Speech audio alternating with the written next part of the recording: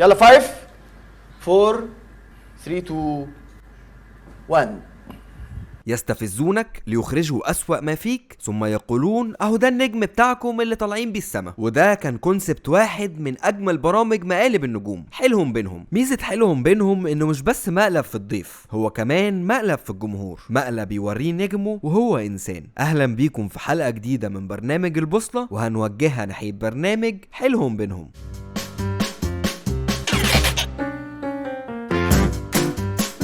حيلهم بينهم نقدر نقول عليه علامة فارقة في تاريخ برامج المقالب المصرية، ما جاش قبله ولا هيجي بعده. قبله كان في برنامج الأستاذ حسين الإمام الأشهر، حسين على الهوا، فكرة جديدة مع راجل بالفعل دمه خفيف وصديق شخصي تقريبا لكل ضيوفه، ومتوقع منه إنه يطلع منه حاجات غريبة، ويمكن ده هو مصدر تميزه. عشان كده في السنين اللي بعدها الأفكار التانية ما لقتش نجاح كبير، وحاول ناس تانيين يعملوا حاجات مشابهة، لكن ما كانتش بالمستوى اللي يعلم مع حد أو يأثر في حد، وحتى ان الفكرة اتصدرت في الوطن العربي. ففي سنة 2006 بتنتج قناة فنون الكويتية برنامج اسمه ايه بالظبط؟ اسمه حيلهم بينهم، في اولى نسخه اللي كانت موجهة لمنطقة الخليج العربي، بنفس التسلسل بالظبط، الاسئلة المستفزة ورأي الجمهور ورأي الضيف وهكذا. وحتى قدام الضيف البرنامج بيبقى اسمه وجهة نظر برضو، لكن بيبقى غريب شوية. انا لو مكانك طبعا انتحر.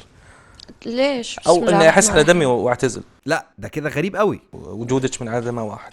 خلاص يا عم التنح ارحم دموع الست. المهم البرنامج ما بيلاقيش صدى لانه تقيل حبتين، فبتقرر القناة تنتج نسخة مصرية منه، وبالفعل بيتفقوا مع واحد يقدم الحلقات والدنيا تمام وجاهزين نصور. وفجأة الشخص ده بيقرر انه مش قادر، مش هيقدر يقعد قدام نجمه ويستفزه، واضح انه شاف النسخة الكويتية وما تخيلش نفسه هيعمل زيه. طب ده كان امتى؟ قبل 48 ساعة من بدء التصوير. عمرو رمزي كان صديق المخرج، ادخل يا عمرو انقذ الموقف، فبيدخل عمرو ينقذ الموقف. بيصوروا 30 حلقة المطلوبين، واول ما بيشوفوهم بيقولوا لهم يصوروا 30 زيهم بسرعه. طب ليه يا جماعه؟ وازاي اصلا هنذيع 60 حلقه في رمضان؟ قالوا لهم مالكوش دعوه انتوا. وقد كان.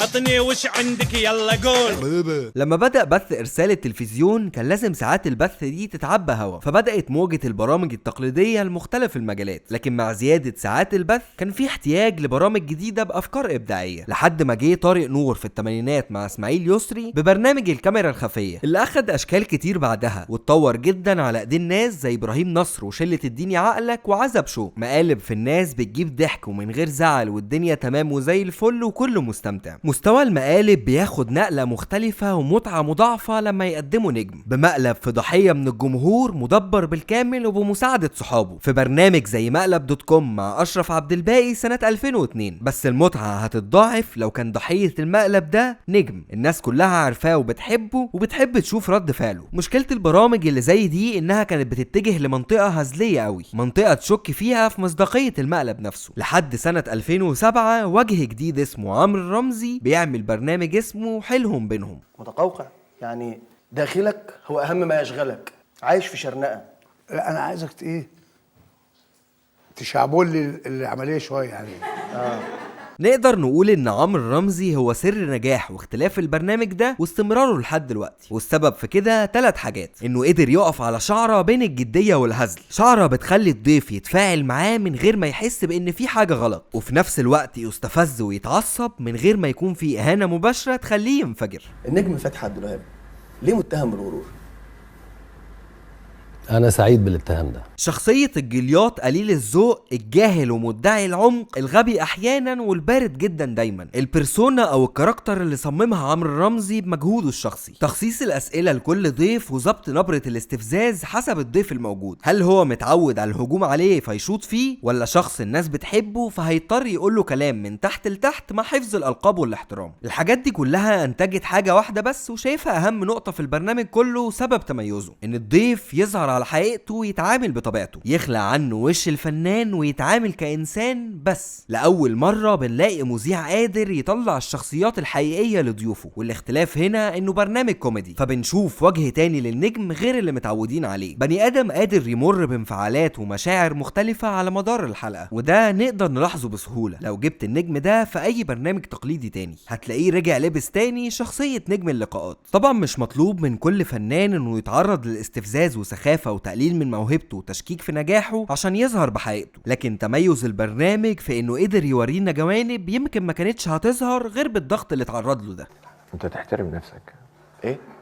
تحترم نفسك. وده خلانا نشوف قد ايه كل فنان عنده شخصية فريدة، مش شبه حد ولا بيتكلم كلام محفوظ ومتكرر. ففي العصبي بالفعل اللي ممكن الموضوع معاه يوصل لمرحلة الشتيمة، وفي اللي بينهار في لحظة وبيحس ان الموضوع مؤامرة عليه، وفي اللي بيتعامل مع الموضوع ببرود شديد. وطبعا عارفين ليه، راجل زي ده متعود يسمع شتيمة من مئات الالاف لايف في الاستاد، فمعلش يعني ما تجيش انت يا عمرو يا رمزي تشكك في مهاراته الكروية وعايزه يتعصب. عماد متعب كان جبل الصراحة، هو وكل زمايله اللي كانوا بيتشتموا من الجماهير. بص مثلا هنا شتيمه عفويه بعدها اعتذار على طول. ما فيش حاجه اسمها فاق وابي انت ايه عبيط. اسف سوري معلش انا اسف غصب عني معلش. انما هنا شتيمه واعيه وعليها اصرار كبير. بس انت رزيل موت. رزين عاقل رزيل لا ليل باللام. انت كمان جاهل. اهانه واضحه ومكرره. شوف البرنس ده مثلا. في ناس كده يا عمرو التعالي عليهم هو دواهم. زي مين؟ زي حضرتك. اهانه واضحه برضو بس مفروش لها كويس. مش سهل برضو خالد صالح الله يرحمه. انما اسمحوا لي من باب اننا في برنامج نقدي اقول لكم بمنتهى البساطه انكم مختارين المذيع الغلط. المذيع وحش يمشي. راجل اتولد في ابو النمرس وفاهم يتعامل ازاي مع حد بيستفزه، غير انه مثقف وفاهم فقادر يميز. فلسفه زياده شويه خالد في كلامك. لا انت بس اللي ممكن تبقى سطحي زياده. نفس اللي حصل مع صديقه العزيز خالد الصاوي، المثقف والشاعر والكاتب، انه رغم كل الاستفزاز ده كان مهتم يرد على الاتهامات بموضوعيه ومنطق. يعني قصدي ان ده منطقي، لازم الفنان يبقى فاهم ده كويس، ان هو في ناس بتحبه وفي ناس ما بتحبوش. مطرب بسيط زي سامو زين ملقاش غير رد الفعل ده يرد بيه على الاستفزاز. النجم سامو زين وعمليات التجميل افادتك؟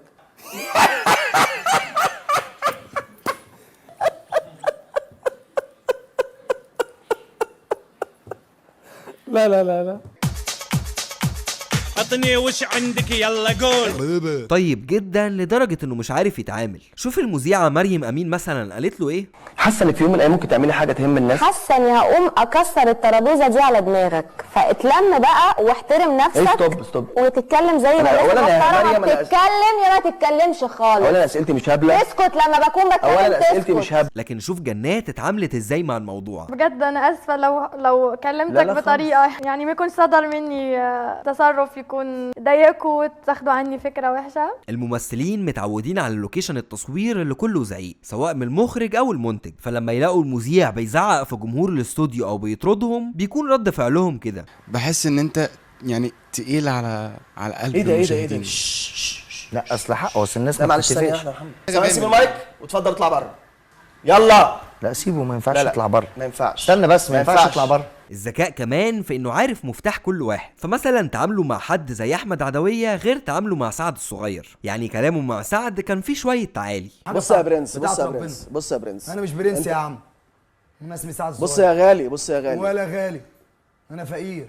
بص يا كبير، انت دلوقتي اللي عاجبك الناس اللي في الاستوديو. وخصوصا ان الصحافه وقتها والاعلام كانوا بيهاجموا سعد بسبب اغانيه زي بحبك يا حمار والعنب، فلما دخلوا من النقطه دي سعد اصلا كان متعود على الهجوم فما حسش ان في حاجه غلط، عشان كده قرر يصعد الموضوع شويه ويبقى فيه ايحاءات بالزهق منه وشويه بالتعالي عليه، فكل شويه كان بيقول له الجمله دي. نورت يا سعد. ربنا يخليك يا كبير.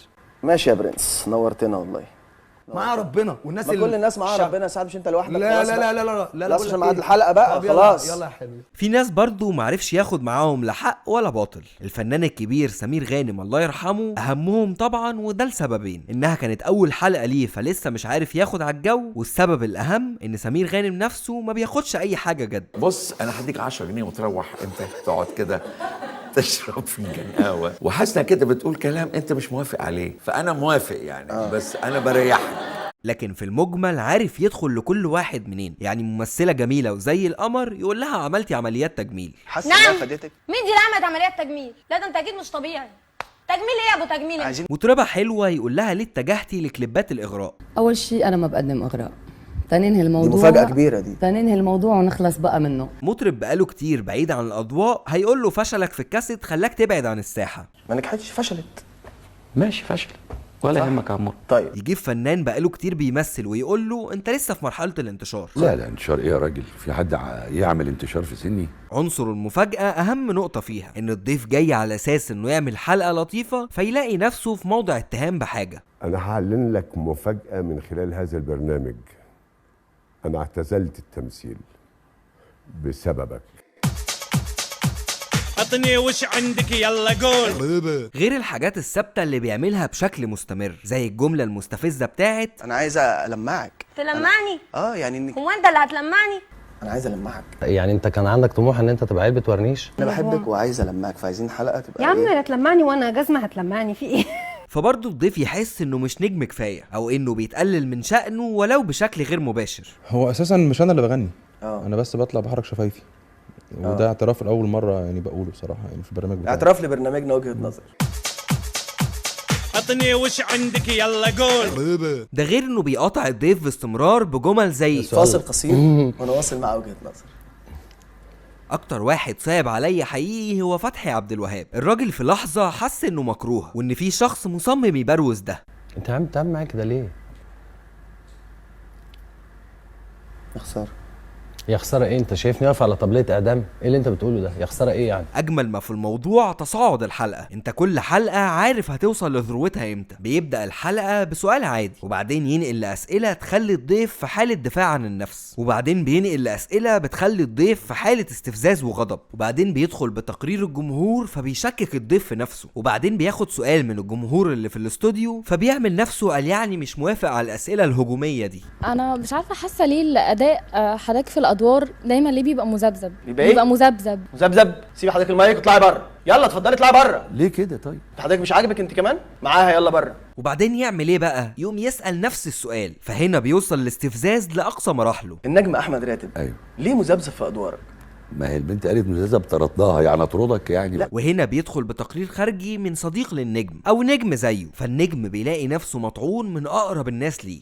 طلعت حلو كفنان كوميديان لكن صوته وحش، فكان في خلافات بينه وبينه كتير، وبقول له طلعت لا انت ما ينفعش تغني وانا مش هعمل. وهي عمتك دي اللي بتغني؟ قال ان انت ما تنفعش لا ده مش متخصص. امال ده ايه؟ انا بقول لك كده مش متخصص. خلي بقى الطبق مستور. وهي ماشيه ومتقضيه ماشيه، كل الناس كده ماشيه. شنكوتي الدنيا كلها ماشيه. بنشكر امه محاسيبه. هنا بيستسلم النجم تماما، ومنهم اللي بيكون استسلامه عباره عن انفعال او ضعف او يقرر انه يمشي. على فكره انا مش هكمل الحلقه دي، انت شخص مستفز جدا. ليه يا فتحي ليه؟ جدا ليه؟ انت بجد انت حد. طب استنى اهدى بس اهدى. لا مش جاي تهزق هنا.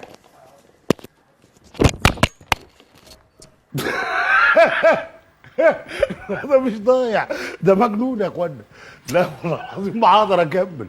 دي غلطه اصلا. ايه القرف ده؟ خلاص يا جماعه خلاص، هي هتمشي محدش يقبضها.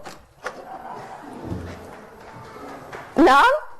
فاخيرا بيكشف عمرو رمزي المقلب بمنتهى الذكاء، انه ما يسيبش الامور تفلت منه او تسيكب او يحصل هستيريا. بره بقى عن تناحة عمرو نفسه، الاجواء نفسها موتره. لاحظ الديكور اللي مش مريح خالص، ميكس الالوان الغريب والكرسي المتعب والمسافه بين المذيع والضيف اللي بتحسسه انه بعيد عن الكل، غير انه بيجي اصلا بيلاقي فيه توتر وناس بتوشوش بعض وكلام كتير. يلا يا شباب نهدى ورا، نهدى، مش عايزين يعني الموضوع مش لطيف قوي يعني كده. بالاضافه طبعا ان الجو حر جوه الاستوديو يعني قلق زياده. الضيف بيبقى جاي بترشيح من المعده سماح عبد الرحمن، وبيتفاجئوا بشخص جاهل بينتج بفلوسه، صغير في السن وجلياط. ايه بس رخم عشان هو المنتج. ايه يعني المنتج يعني هيشتري انا بفلوسك؟ يعني غير الاستفزاز اللي بيشوفوه من المذيع، الاجواء نفسها مثيره قوي للاعصاب، وده ان دل على شيء فهو بيدل على ان الموسم ده كان متعوب عليه ومتعوب على كل عناصره، بخلاف طبعا المواسم اللي جت بعده. انت واحنا مثلا جربانين عشان فاهمين كده. بتوقفي ليه؟ بتخوفيني يعني ولا ايه؟ لا ولا خوفك ولا ما خوفكيش، بس انا اصلا مجنونه. واللي يمكن لعبت على نفس الكونسبت بس خلاص كانت اتحرقت وما بقتش بنفس التوهج، عشان في عنصر كان غايب وهو عمرو رمزي، وايقاع الحلقه اللي كان قادر يحافظ عليه معظم الوقت. انا بحاول ابقى كرييتيف. حتى البرامج اللي جت بعد كده اللي اترصد لها ميزانيات ضخمه وافكار كرييتيف جدا، او المفروض يعني، كانت مفتقده للكونسبت ده، لانها كانت مبنيه على الاكستريم، استفزاز الضيف لاقصى مده او اثاره خوفه لاقصى مده. وطبعا كلنا سمعنا ان المقالب دي مش كلها حقيقيه. لا انا هاخد دبل الفلوس اللي خدتها على فكره. انما كل التمثيليات دي معلش متاسفه جدا، انا هاخد دبل اللي انا خدته. الفكره ان طلع منها برامج مسخ كتير بنجوم تانيين كبار وميزانيات ضخمه برضه، بس زي ما قلنا كان الكونسبت بتاعها تعالوا نشوف النجم وهو بيتهزق او وهو خايف او وهو مجنون دلوقتي، لكن ما كانش فيها كونسبت تعالوا شوفوا نجمكم وهو انسان بيمر بمشاعر طبيعيه. ده ممثل فاشل يعني، ما بيضحكنيش انا شخصيا يعني. ده ده ياخد دور اقل يعني الستايل لبس واحد اخر واحد مش كويس خالص. يعني انت مناخيرك على حاجه يا زياد صح كده. بجد انت مستفز جدا، بجد انا مش طايقك، مع ان انا بحبك على فكره، بجد انا مش طايقك، مع ان انا بحبك. ليه المخرج داوود عبد السيد اختارك لدور الحرامي؟ شكل كده. لازم نقول في النهاية ان النجم مهما كان هو انسان بني ادم من لحم ودم زيه زي اي واحد ماشي في الشارع، ما تحطوش في موقف مستفز، خصوصا لو هيقلل من نجوميته او موهبته او حب الناس ليه اللي هم راس ماله الوحيد في الحياة وكيانه ووجوده بالكامل، وتطلب منه انه يتحلى بضبط النفس والهدوء. فاهمني؟ نشوفكم في الحلقة الجاية من برنامج البوصلة. بالنسبة لللايك والسبسكرايب والحاجات دي انتوا خلاص ما بقيتوش اغراب يعني، اعتبروها زي قناتكم بالظبط. مساءكم عسل. والله فكرة البرنامج لذيذة، على قد ما كان المذيع يعني زي ما تقولوا كده غتت، بس هو نجح في انه يبقى غتت، فده نجاح. انا بشكركم ان انتوا استحملتوني انا والمذيع اللذيذ ده